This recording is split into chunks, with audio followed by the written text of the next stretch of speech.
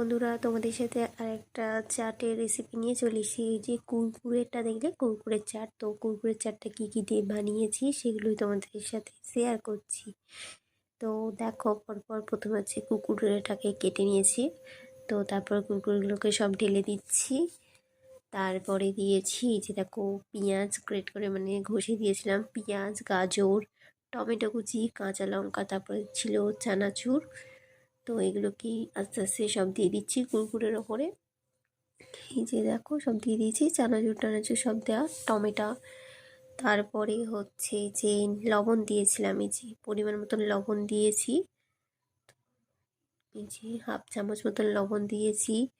তারপরে দিয়েছিলাম মশলা, এই যে দেখো একটুখানি মশলা দিয়েছিলাম, তোমরা যদি বেশি চাও তো দিতেই পারো। তারপরে দিয়েছিলাম তেল, দিয়েছিলাম সর্ষের তেল দিয়েছিলাম একটুখানি।